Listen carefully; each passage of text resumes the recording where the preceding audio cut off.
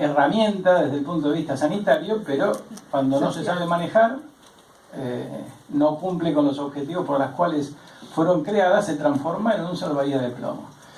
En el caso, bueno, de amas de casa, trabajamos un poco en una estrategia de crecimiento que creo que, bueno, ustedes son la prueba palmaria de que dio resultado, que la obra social de la nada, solamente con el esfuerzo y el trabajo a nivel de todas las fronteras del país fue creciendo y hoy es lo que es.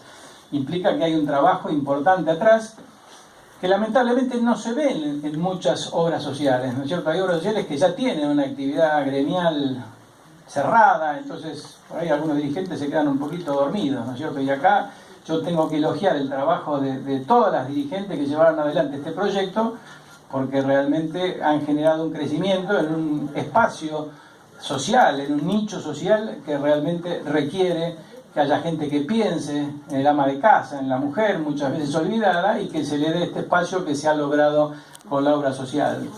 Esto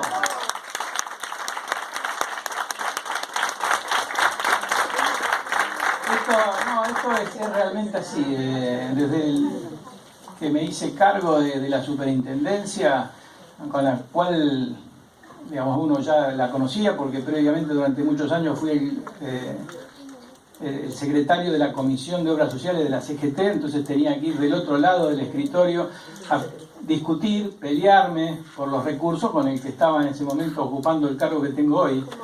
Así que uno conocía desde afuera totalmente la problemática, a la gente, a los actores, así que pasar del otro lado, bueno, hace ver las cosas de otra manera, entonces uno empieza a recibir a los compañeros de las distintas obras sociales.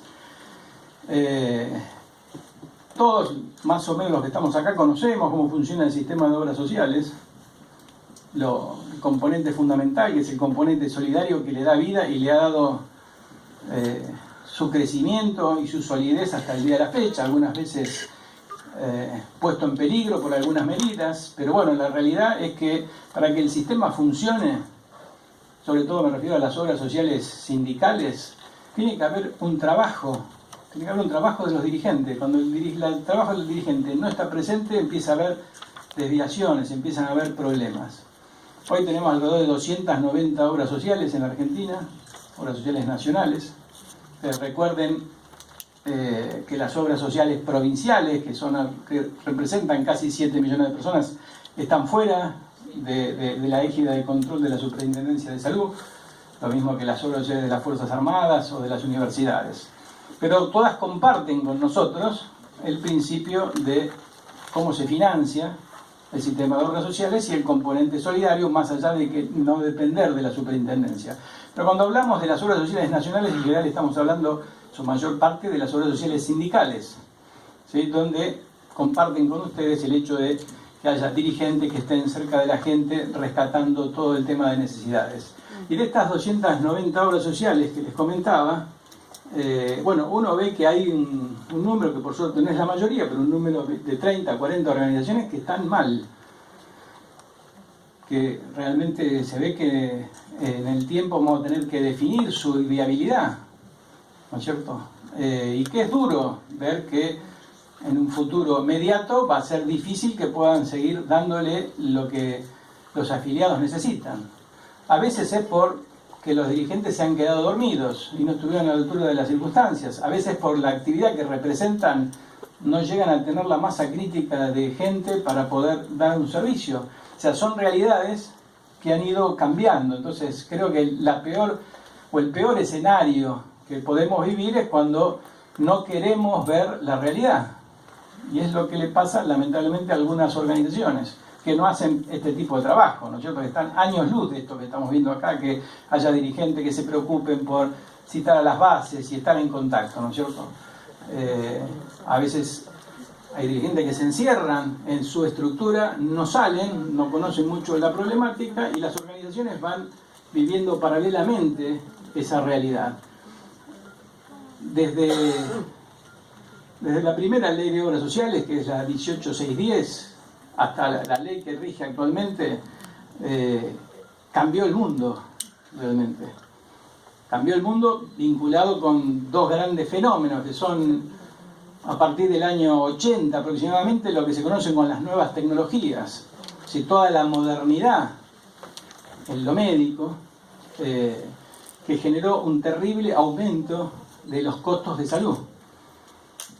Previo a esto, o sea, previo a la década del 80, cuando se hizo la ley de obras sociales actual, en realidad no estaba todavía en auge esta explosión tecnológica, que como les decía empieza más o menos en el año 80. Ustedes fíjense, para acordarse de una cosa sencilla, año 80-81, en toda la República Argentina había 3 tomógrafos que estaban en la ciudad de Buenos Aires, para todo el país, 3 tomógrafos. Hoy en la ciudad de Buenos Aires hay más de 300, y además de tomógrafos, bueno, hay otras tecnologías mucho más avanzadas y mucho más costosas. Todo este conjunto de cosas que se llaman nuevas tecnologías, que también incluyen nuevas drogas, nuevos procedimientos. Antes, en la época de cirujano, operábamos una vesícula, abríamos todo de punta a punta a la persona para sacar la vesícula. Hoy se hace una cirugía laparoscópica, el paciente a la tarde o al otro día se va a la casa. Todo eso es lo que conforma lo que llamamos las nuevas tecnologías.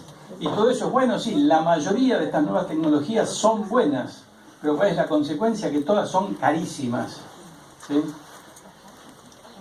Aparte de esto, hay otro fenómeno. Bueno, la gente está viviendo más, por suerte. Todos tenemos mayor... Bueno, nosotros somos jóvenes, pero la gente vive más. Toda la población tiene mayor expectativa de vida. O sea, esto se traduce en lo que llamamos envejecimiento de la población. Por otro lado, hay otro fenómeno vinculado con esto. En países como la Argentina, que estamos en vías de desarrollo bastante avanzados, donde ya la gente no se muere en general por enfermedades infecciosas, como se moría en la década del 30, del 40, un poco más, un poco menos.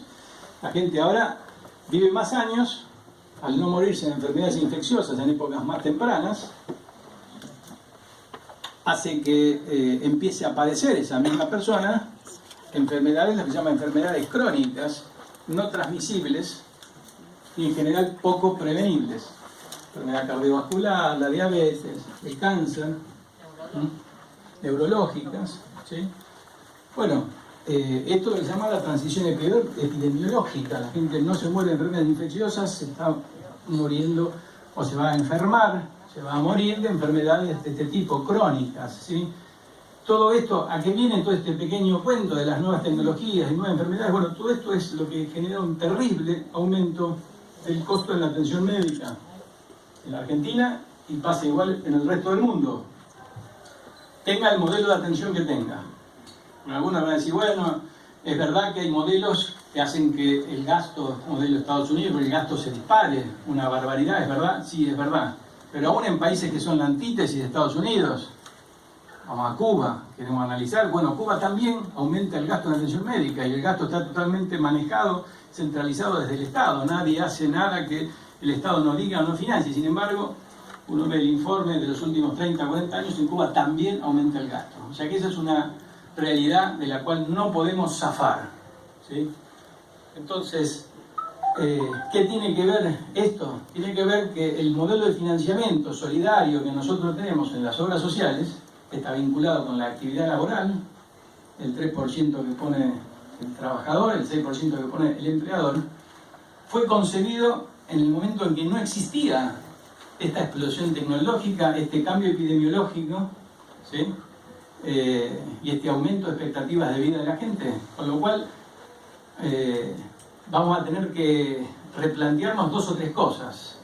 Primero es que ver de qué manera hacemos que aumenten los ingresos del sistema, ¿sí? Porque probablemente en los próximos años esto se va a ir acrecentando, esta tendencia, y probablemente por más que nosotros administremos perfectamente los recursos que tenemos, probablemente no nos alcance, aún haciendo las cosas lo mejor posible. Pero para mejorar este rendimiento, como decía, no solamente tenemos que tener mayor ingresos, ¿sí? Sino también tenemos que administrar bien. Porque se considera en el mundo que hay alrededor de un 30% de todo lo que gastamos, que lo gastamos mal. No porque ustedes tiren la plata, sino porque el propio sistema de salud, el propio sistema de atención médica usa procedimientos, usa estrategias para atender las enfermedades que realmente en gran parte de los casos son un porcentaje de ese gasto que se genera es un gasto que no sirve para nada, ¿no es cierto? Hay cientos de ejemplos que nos pasan, digamos, permanentemente. Alguien va hoy que está de moda, los problemas de la rodilla. ¿No es cierto? Hace por ahí 30 años nadie el abuelo tenía un problema de la rodilla, todo el mundo, joven conmigo, está todo un problema con la rodilla, ¿no es cierto? Va al médico. Lo primero que hace el médico es radiografía. Viene con la radiografía, no, pero tenés que sacarte una tomografía. Entonces le pregunto, ¿para qué le pidió la radiografía? ¿No es cierto? Bueno, como eso tenemos montones de ejemplos donde se superponen. Y no te digo si vas a ver otro traumatólogo. Y dice, sacate una tomografía, pero ya, no, pero sacate otra. Eso, a ver, de este tipo de ejemplos está lleno, está plagado en la Argentina y en el mundo.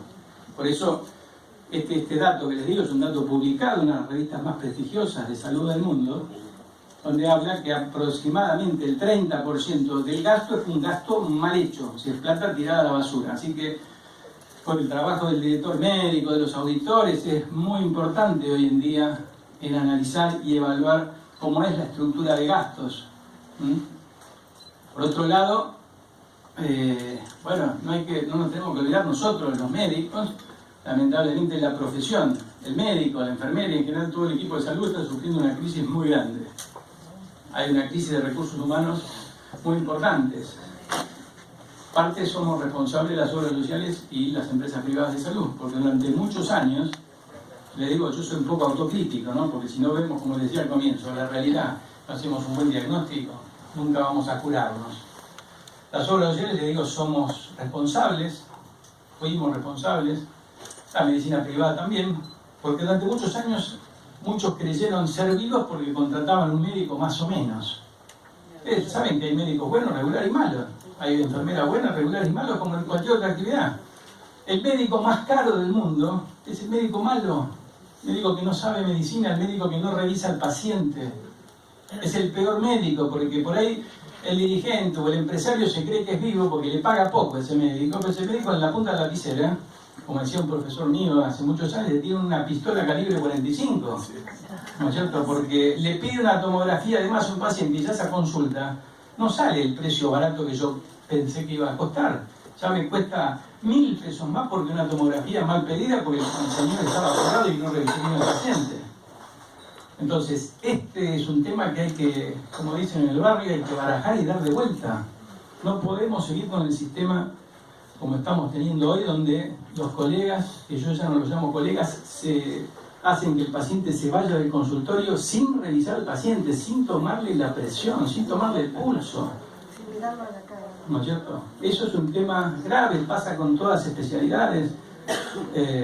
Los hombres que le tenemos miedo al urólogo, ¿no es cierto? Cada vez le vamos a tener más miedo porque ni siquiera antes que era una regla, ¿no es cierto? El tacto rectal, ¿no es cierto? Las mujeres la están gozando, ahora se ríen.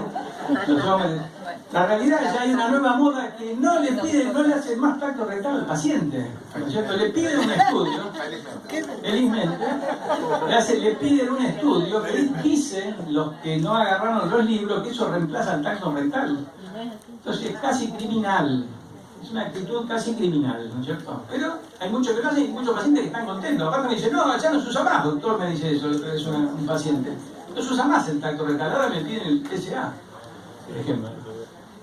No tiene nada que ver con evitar hacer el tacto rectal. Pero les cuento estas cosas así para que sea esto un poco más alegre, entre comillas, y recordemos todas estas cosas que estamos hablando, que es un poco lo que está pasando en términos generales en el sistema de salud en la Argentina, repito, y en el mundo está pasando esta situación de deterioro de la profesión médica, de no ver al paciente, de no sentarse y abordar la problemática desde el punto de vista humano y conocer lo que le pasa al paciente y no agarrar la lapicera rápidamente y empezar a pedir estudios y cosas, ¿no?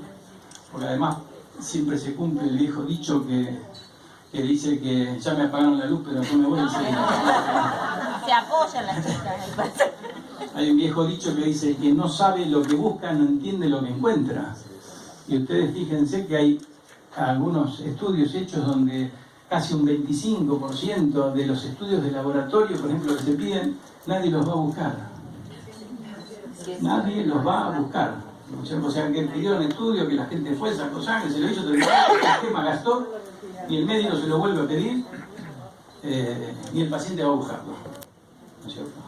Entonces, bueno, estas son algunas de los claroscuros que tenemos en el sistema de salud y que nosotros como obras sociales tenemos que ver de qué manera nos acomodamos. Por eso es muy importante, sobre todo si tenemos la imagen del interior. Yo conozco gran parte del interior recorriéndolo.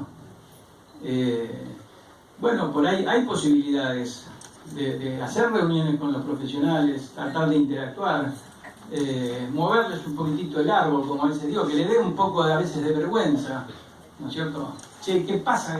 Los pacientes dicen que no le tomás la presión. Yo durante muchos años fui director de una obra social.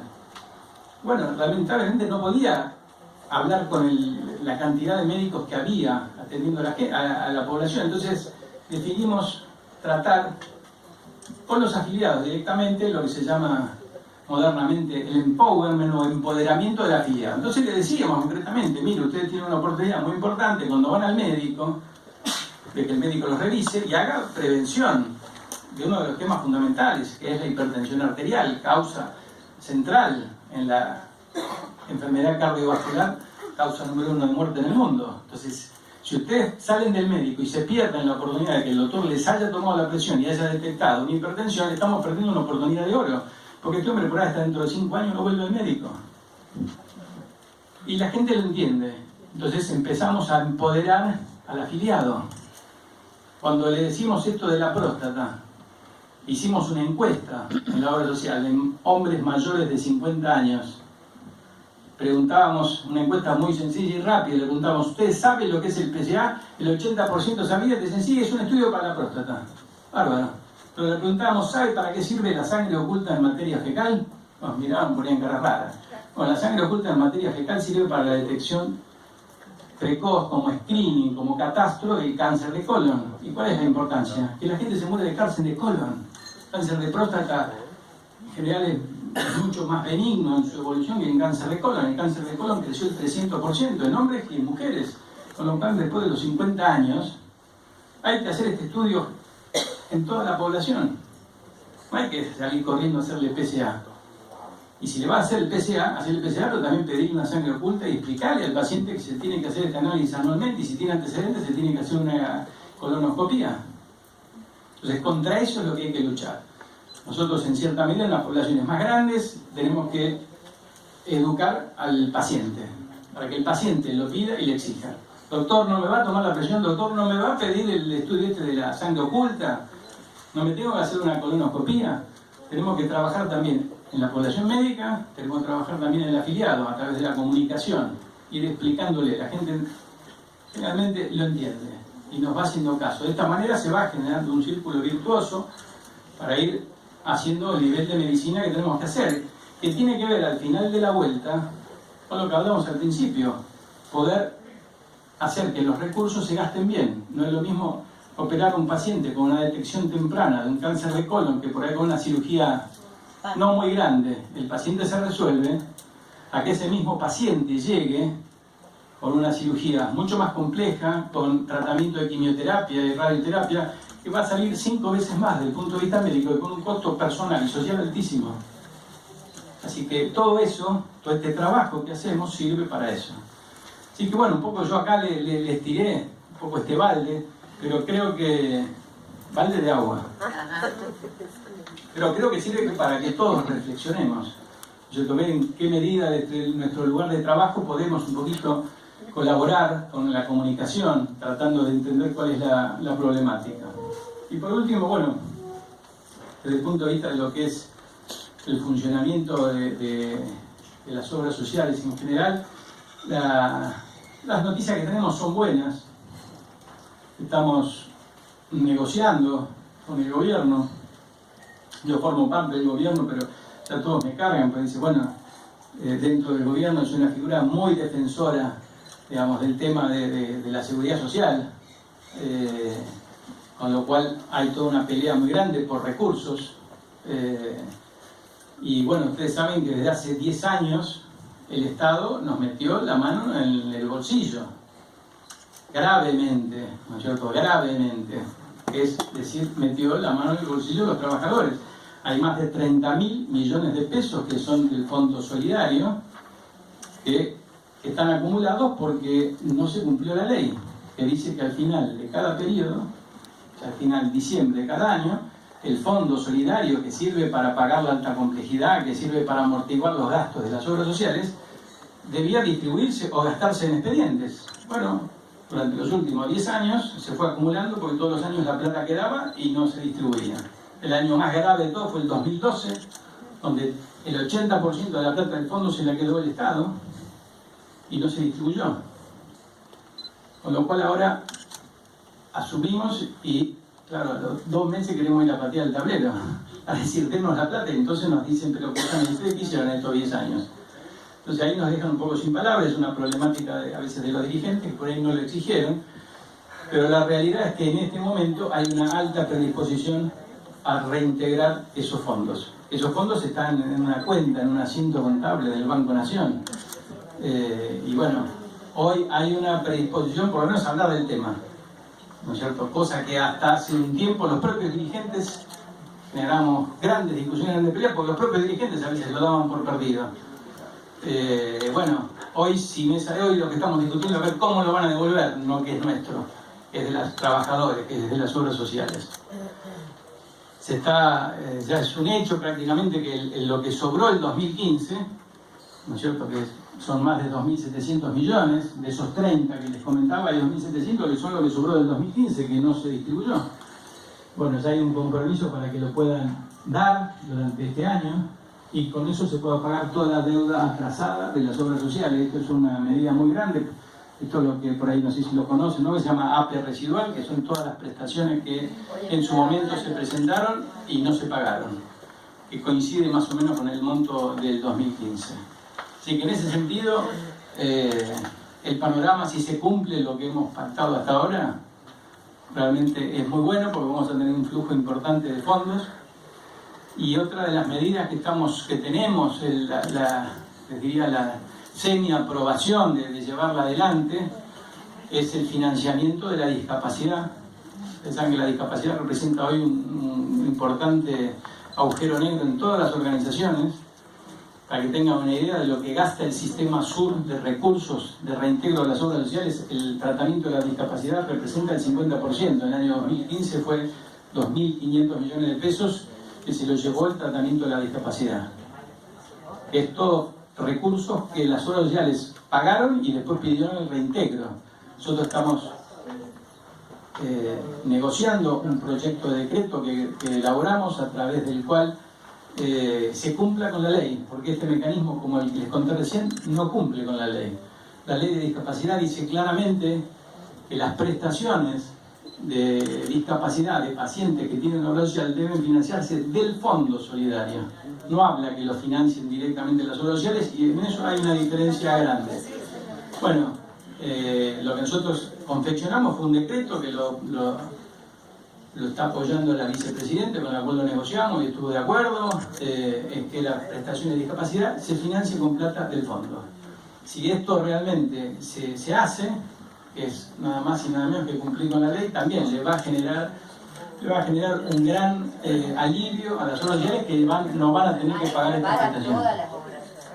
Bueno, equipar a todas las obras sociales, no va a haber selección adversa de algunos pacientes que eligen tal o cual obra social porque da más prestación. Bueno, por eso es una medida que es realmente muy, muy buena si logramos que durante este año se implemente.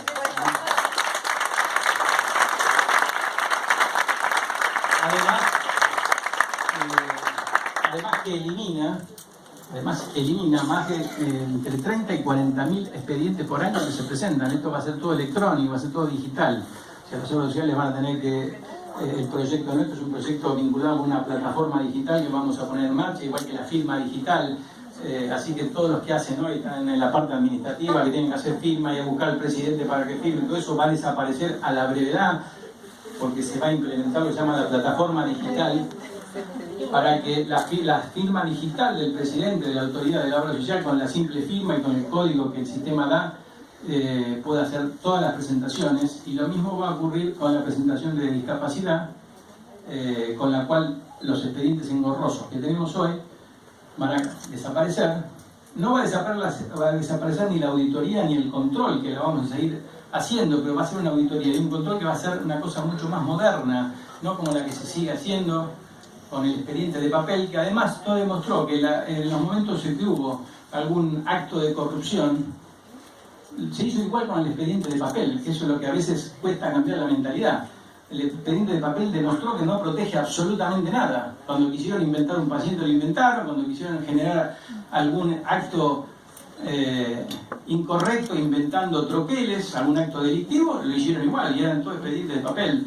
Con lo cual, al contrario, nosotros pensamos que a través del expediente digital, con una cuenta específica, donde las obras sociales reciban la plata para el tratamiento de la discapacidad, que va a poder pagar solamente los CBU de prestadores de discapacidad, no va a haber ninguna posibilidad que se distraiga la plata hacia otro fondo.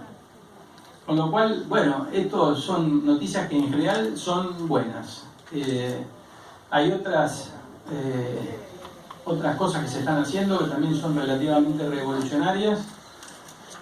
Es un observatorio de precios. Ustedes saben que las 290 obras sociales nos piden a nosotros el reintegro de lo que gastaron, generalmente en alta complejidad.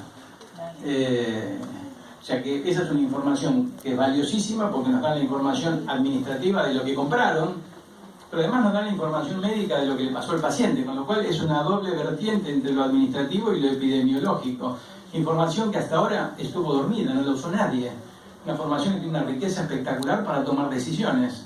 Desde el punto de vista administrativo, nosotros estamos generando este observatorio de precios, que por ahora no vamos a mandar precio a nadie, entre comillas, donde tomamos, por ejemplo, un medicamento para la hemofilia, ¿no es cierto? Entonces vemos, a ver, todos tenemos por ahí 70 presentaciones de distintas obras sociales, no todos tienen hemofílicos, no sé si ustedes tienen, por ejemplo, algunos.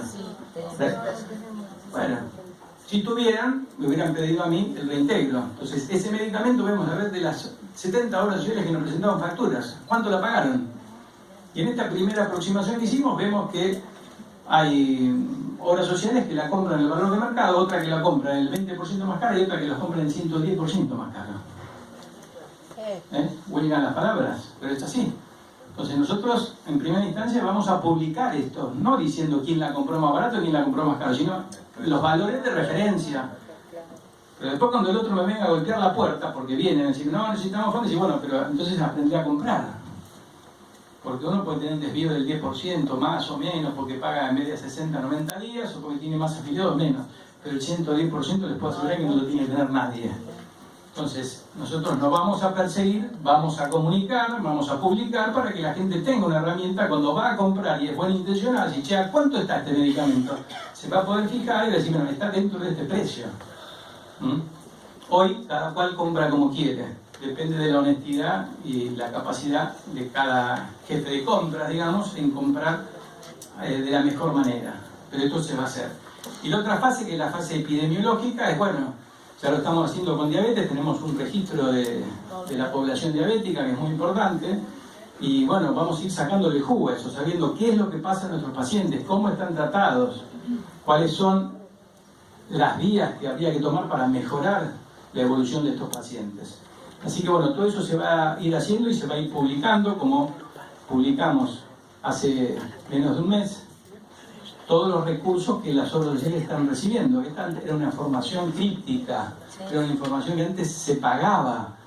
Algunos iban y pagaban porque querían saber no solamente lo que cobraban ellos, que ellos lo sabían, pero sino lo que cobraba el vecino, ¿no es cierto? Y daba lugar a que haya muchos valijeros, como se dice en la jerga de obras sociales, yendo por las organizaciones, golpeando, si yo te consigo que te paguen tal y tal cosa, que la mayoría son todos buscas, ¿sí? Hoy está entrada ustedes en internet, en la página de la superintendencia, y van a saber lo que cobraron en el primer trimestre todas las obras sociales. Porque el mecanismo de distribución es transparente. Antes era a ojo. Vos sos amigo, te doy un poco más. Vos no sos amigo, no te doy. Te dejo en el freezer. Y hoy no vamos a discriminar a nadie por lo que piensa políticamente ni en la vereda que está, porque atrás de cada dirigente piense lo que piensa hay gente. La gente no tiene que llevarse bajo, ¿no es cierto?, o sobre sus espaldas lo que piensa el dirigente. Con lo cual no se va a discriminar a las organizaciones por la conducta política o por lo que piense el dirigente. Se va a distribuir con un criterio equitativo entre todas las organizaciones. Así que bueno, esto es un poco todo el resumen de esto, que es un tema muy largo. que tengo para contarles. De vuelta los felicito por haber estado acá. Y bueno, saben que van a contar conmigo para todo lo que necesiten. Así que de vuelta, muchas gracias y suerte.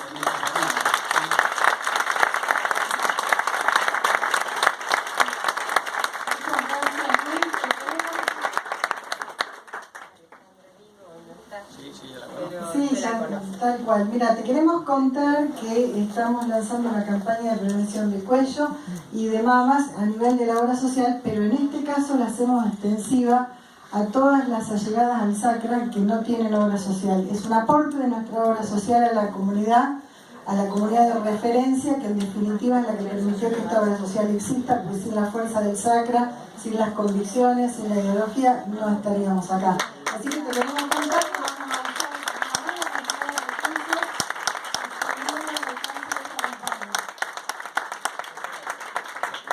va a ser más cortita la El 28 de mayo. No, bueno, eso sí. Estamos colaborando como desde la obra social con una serie de prestaciones contra el dengue. Así que estamos acercándonos mucho a la problemática de la familia argentina. Claro. Y nos va a quedar pasar el aviso para cuando vayamos a pedirte, lo que hacemos siempre, que alguna vez la super pueda, justamente con lo que antes era ATE y ahora es SUR, afrontar lo que significa el costo de la violencia de género hacia el interior de la familia y hacia todas las mujeres. Nosotros escribimos un programa hace 8 años atrás, lo llevamos a la super, este programa se llama Cobijar.